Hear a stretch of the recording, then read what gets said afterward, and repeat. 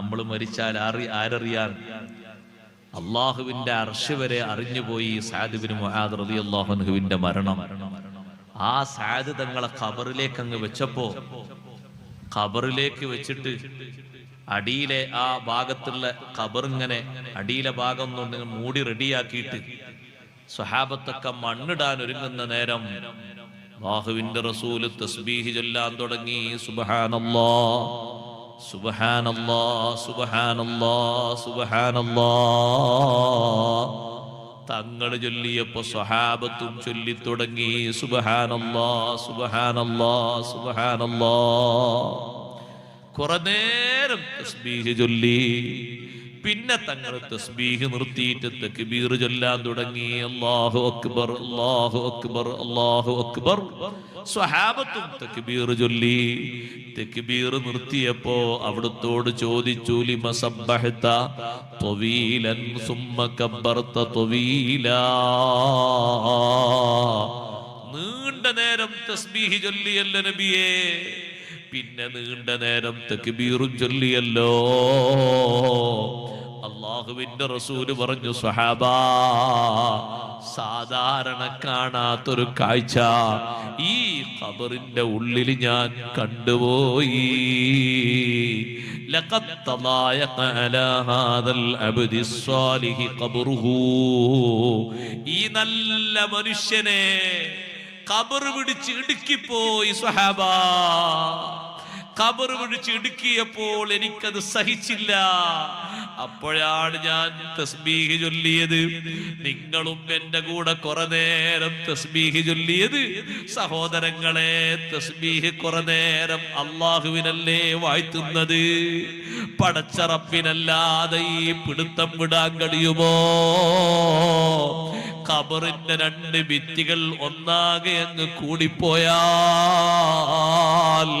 ചെറിയൊരു കൊതുകിന്റെ കടി സഹിക്കാൻ കഴിയാത്ത ദുർബല ശരീരമല്ലേ നമ്മുടെ ശരീരം. ഒരീച്ചയുടെ കടി സഹിക്കാൻ കഴിയാത്ത ശരീരമല്ലേ നമ്മുടെ ശരീരം. കാണുന്ന ഖബറിന്റെ രണ്ട് ഭിത്തികൾ അങ്ങനെ അങ്ങ് വന്ന് ഇടുക്കിയാൽ നബി സല്ലല്ലാഹു അലൈഹി വസല്ലം തങ്ങൾ എന്താ പരിഹാരം കണ്ടത്? ദിക്ർ തന്നെ പരിഹാരം. സുബ്ഹാനല്ലാഹ് സുബ്ഹാനല്ലാഹ് സുബ്ഹാനല്ലാഹ്. നീണ്ട നേരം തസ്ബീഹ് അങ്ങ് ചൊല്ലിയപ്പോ അതേ ഖബർ പിടുത്തം വിട്ടുപോയി. സഅദ് തങ്ങൾക്ക് ആശ്വാസം കിട്ടിയപ്പോ സന്തോഷം കൊണ്ട് അല്ലാഹു തആലാനെ വാഴ്ത്തിയിട്ട് പറഞ്ഞു, അല്ലാഹു അക്ബർ അല്ലാഹു അക്ബർ അല്ലാഹു അക്ബർ. അതുകൊണ്ട് ഖബർ മൂടിക്കഴിഞ്ഞാൽ പെട്ടെന്ന് തന്നെ പൊടിയും തട്ടി പോകരുത്. കുറച്ചു നേരം അവിടെ നിന്നിട്ട് ഖബറാളിക്ക് ഇസ്തിഗ്ഫാർ ചൊല്ലണം. ഖബറാളിക്ക് വേണ്ടി തസ്ബീഹ് ചൊല്ലണം. സാധാരണ നമ്മൾ ചൊല്ലുന്നതിൽ ഇസ്തിഗ്ഫാറും ഉണ്ട്. അല്ലാഹുമ്മഗ്ഫിർ ലഹു വർഹംഹു അല്ലാഹുമ്മ ആമിൻഹു മിൻ കുല്ലിൽ ഫസഇ. പടച്ച റബ്ബേ, ചോദ്യത്തിന്റെ നേരത്ത് നല്ല സ്ഥൈര്യം കൊടുക്കണേ അല്ലാഹ്. ചോദിക്കുന്ന നേരത്ത് നല്ല സ്ഥിരത കിട്ടിയാൽ സഹോദരങ്ങളെ, അത് വലിയൊരു വിജയത്തിന്റെ മാർഗം കൂടിയാണ്.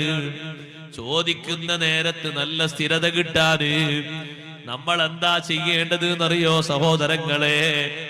ഈമാനും ഇഖ്ലാസും മുറുകെ പിടിച്ചുകൊണ്ട് നന്നായി ജീവിക്കണം. ഖബറിനെ കുറിച്ചുള്ളൊരു ബോധം എപ്പോഴും നമ്മളെ മനസ്സിൽ വേണം. അതേ ഖബറിന്റെ ഉള്ളിലല്ലേ ചോദ്യം നടക്കുന്നത്. ആ ചോദ്യ നേരത്ത് നല്ല സ്ഥൈര്യം ലഭിക്കാൻ സുബ്ഹാനല്ലാഹ് ഫർളും സുന്നത്തുകളും വീഴ്ച വരുത്താതെ ജീവിതത്തിൽ നിത്യമാക്കണം. തബാറക സൂറത്ത് എന്നും പതിവാക്കണം. ഖബറിന്റെ വിഷയത്തിൽ നിന്നുള്ള കാവലി എപ്പോഴും ചോദിക്കണം. സുന്നത്ത് നിസ്കാരത്തിലും ആ ദുആ വിട്ടുപോകരുത്. അല്ലാഹുമ്മ ഇന്നി അഊദു ബിക മിൻ അദാബിൽ ഖബരി വമിൻ അദാബിൻ നാരി വമിൻ ഫിത്നത്തിൽ മഹ്യാ വൽ മമാതി വമിൻ ഫിത്നത്തിൽ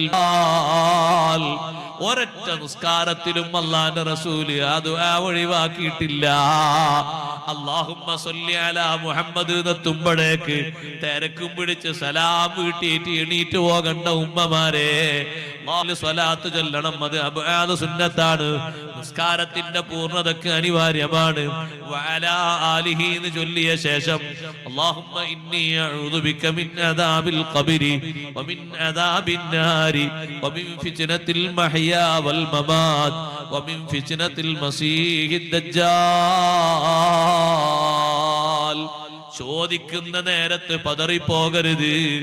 നന്നായി ആ ചോദ്യത്തിന് അള്ളാഹുവിനോട് കാവൽ ചോദിക്കണം. ചോദ്യത്തെക്കുറിച്ച് നല്ല ബോധ്യത്തോടെ ജീവിക്കണം. പടച്ച റബ്ബിനോട് ആ നേരത്ത് സ്ഥിരത കിട്ടാൻ തസ്ബീത്ത് കിട്ടാൻ ഈമാനും ഇഖ്ലാസും എപ്പോഴും ഊട്ടിയുറപ്പിക്കണം. ഈമാനിന് ലെവലേശം സംശയമുണ്ടാകരുത്. ഞാൻ പറഞ്ഞ വിഷയം തന്നെ തുടരട്ടെ. അംർ ഇബ്നുൽ ആസ് റളിയല്ലാഹു അൻഹു തന്റെ കൂട്ടുകാരോടും മക്കളോടും പറഞ്ഞത്, ഒന്നാമത്തെ വിഷയം എനിക്ക് നിങ്ങളവിടെ നിൽക്കുമ്പോ നേരം പോക്ക് ലഭിക്കുമെന്നാണ്. രണ്ടാമത്തതോ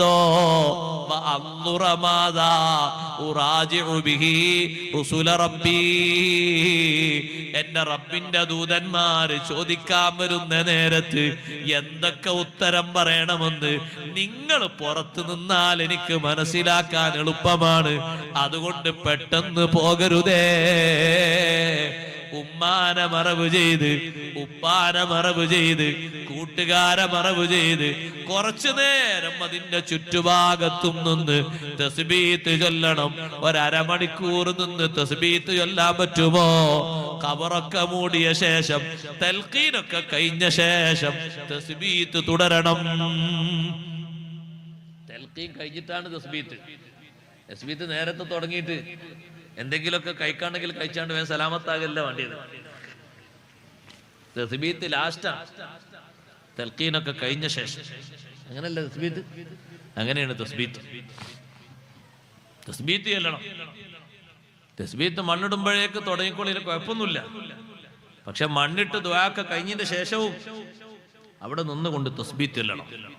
ഖബറൊക്കെ ഫുള്ള് മൂടിയ ശേഷമാണ് നബി തങ്ങൾ തസ്ബീത്ത് എല്ലാം വേണ്ടി പറഞ്ഞു. ഈ തൽഖീന് നിർത്തി കിട്ടാൻ വേണ്ടിയിട്ട് നേരത്തെ ഏതോ ആൾ തുടങ്ങി വെച്ചതാണ് ഈ തസ്ബീത്ത്. അങ്ങനെയല്ല വേണ്ടത് ശരിക്കും.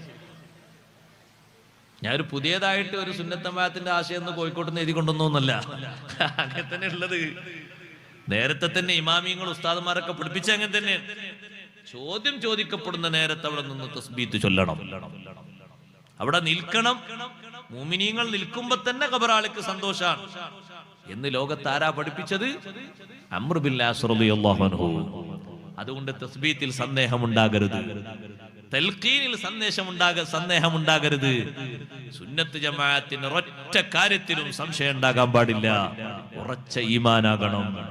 അഷ്റഫുൽ ഖൽഖ് മുഹമ്മദുർ റസൂലുള്ളാഹി സ്വല്ലല്ലാഹു അലൈഹി വസല്ലം തങ്ങൾ അവിടുത്തെ സ്വഹാബത്തിലൂടെ, സ്വഹാബത്ത് താബീങ്ങളിലൂടെ, താബിയുകൾ ഇമാമിയങ്ങളിലൂടെ നമുക്ക് എത്തിച്ചു തന്ന എല്ലാ കാര്യങ്ങളിലും അടിയുറച്ച നല്ല ഈമാനും ഇഖ്ലാസും ഉണ്ടാകണം. ഈമാനിൽ ലവലേശം മാറ്റമുണ്ടായാൽ, നിഫാഖ് ബാധിച്ചു പോയാൽ, ബിദ്അത്ത് ബാധിച്ചു പോയാൽ ഏറ്റവും വലിയ സങ്കടം വരുന്നൊരു നേരമാണ് ഖബറിന്റെ ലോകം കേട്ടോ.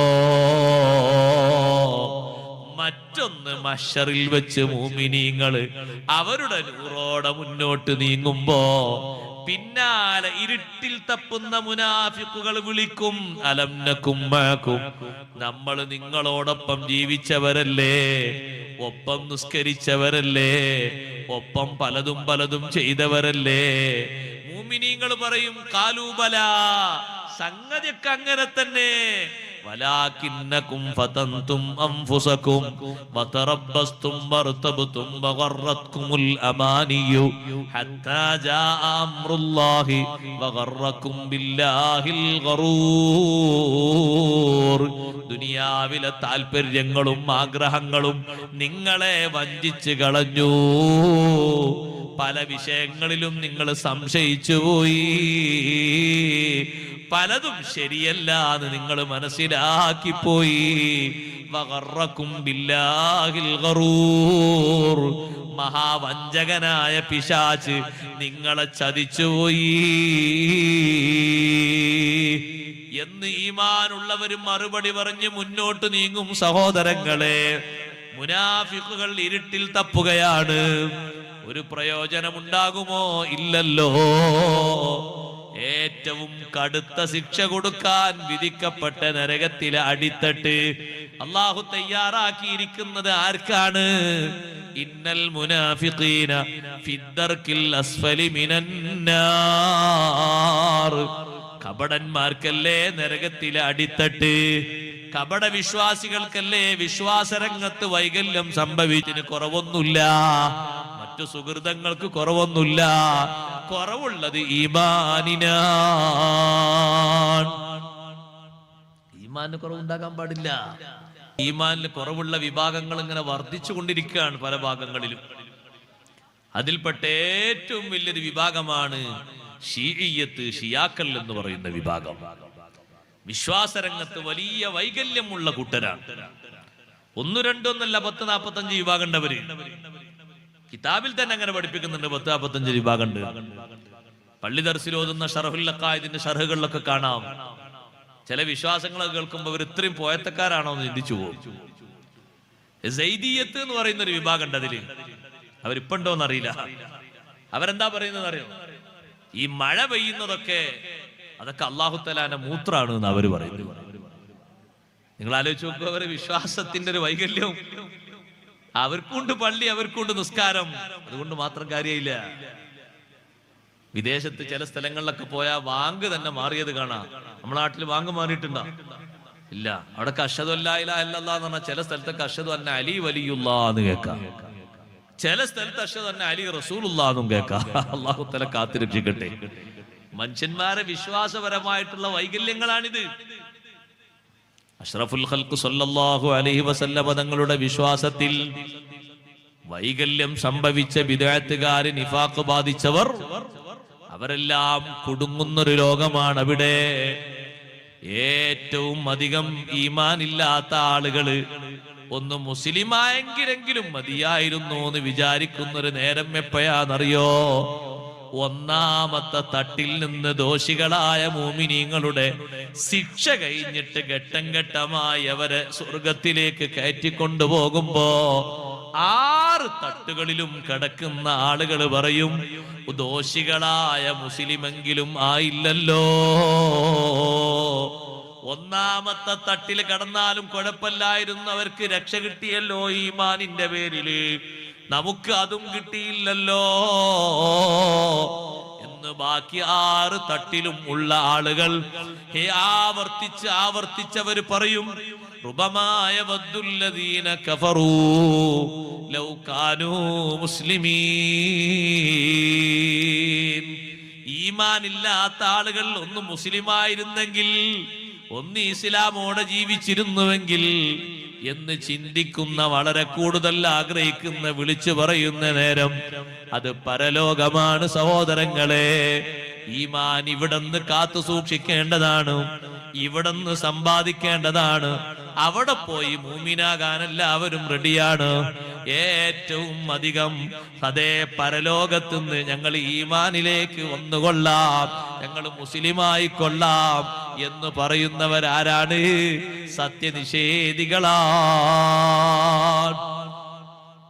അവരാണ് ഏറ്റവും അധികം അല്ലാഹുവോട് പറയാ, ഫലോ അന്നലനാ കറ, ഒരു ചാൻസ് കൂടി തരുമോ പടച്ചോനെ, ഒറ്റ ചാൻസ് കൂടി, ഫനകൂന മിനൽ മുഅ്മിനീൻ, ഞങ്ങൾ മുഅ്മിനീങ്ങളിൽ പെട്ടുംകൊട്ട് വരാം. ഈമാൻ കൊള്ളാൻ ചെറിയൊരു പ്രയാസം ഞങ്ങൾക്ക് വന്നു, അത്രേ ഉള്ളൂ. ഒരു ചാൻസ് കൂടി നീ തന്നാ മതി. നടക്കുവോ ഇനി അത്? അള്ളാഹു നമ്മുടെ ഈമാൻ സലാമത്താക്കി തരട്ടെ.